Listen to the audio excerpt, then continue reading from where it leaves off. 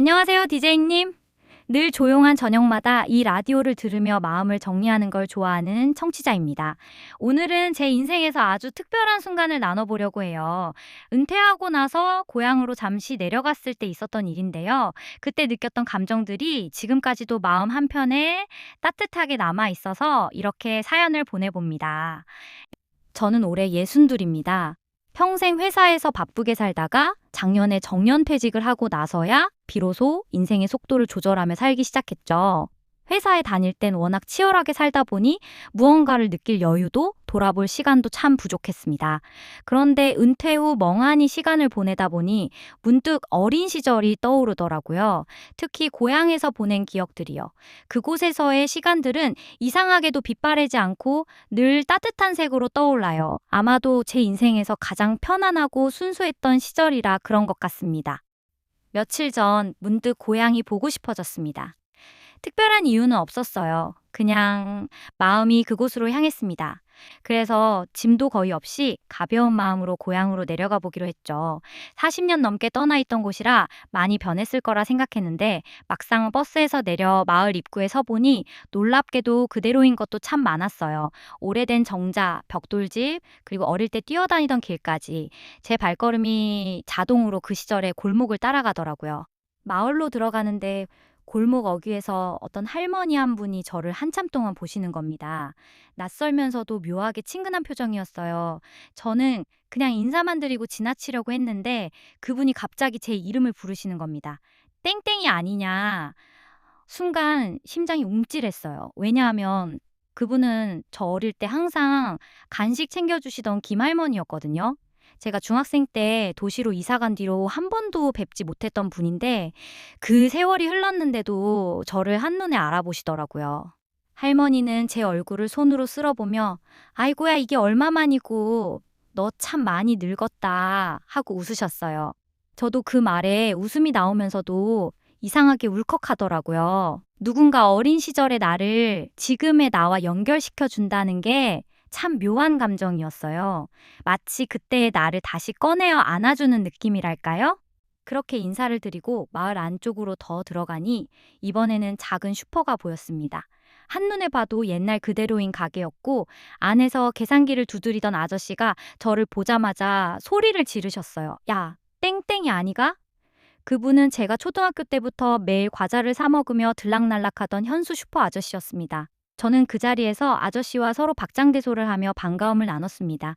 아저씨는 제 어릴 적 별명까지 기억하고 있었어요. 니 그때 허구한 날 배고프다 하면서 과자만 먹고 갔잖아 하면서 이제는 머리가 희끗해진 제 모습을 신기해하시더군요.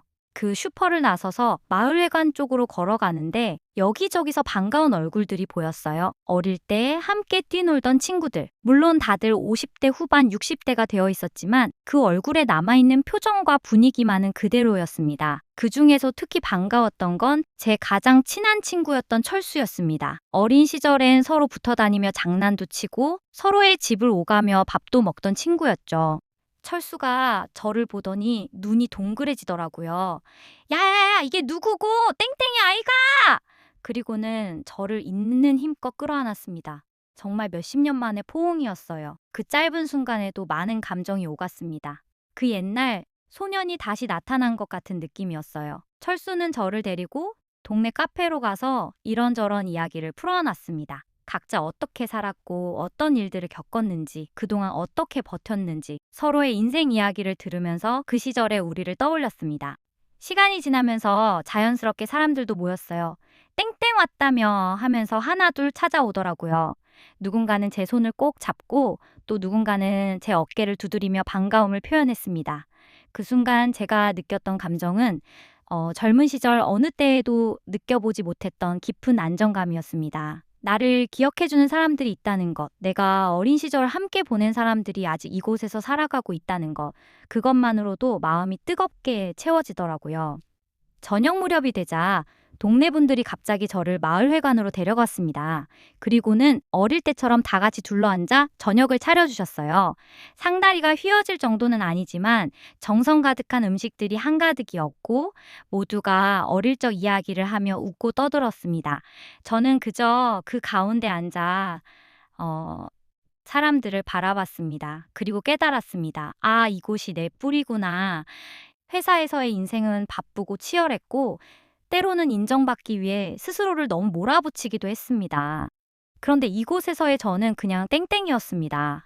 어린 시절의 모습 그대로 받아들여주는 꾸밈 없는 존재였어요. 그것이 참 따뜻했습니다. 세상에서 자기 자리를 증명하지 않아도 되는 곳, 누군가 나를 있는 그대로 기억해주는 곳, 그게 바로 고향이라는 걸 그날 정말 깊이 느꼈습니다. 하루가 정말 빠르게 지나갔고 떠나는 날이 되니 발걸음이 쉽게 떨어지지 않았습니다. 마을 입구까지 배웅 나와준 친구들과 어르신들을 보며 마음속 깊이 다짐했어요. 앞으로 자주 내려와야겠다고요. 디제이님, 그리고 이 사연을 듣는 분들, 우리는 살면서 너무 많은 걸 쫓으며 삽니다. 성공, 돈, 인정, 성취. 하지만 시간이 지나고 나이를 먹을수록 결국 우리를 붙들어주는 건 관계와 기억이라는 걸 알게 되더군요.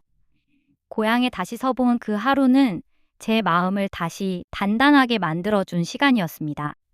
저는 이제 은퇴 후의 삶을 조금 더 풍성하게 살아가고 싶습니다. 잊었던 얼굴들, 잊고 지냈던 마음들을 되찾으며 말이죠. 이것이 제가 은퇴 후 고향으로 내려가 다시 만난 반가운 얼굴들에 대한 이야기입니다.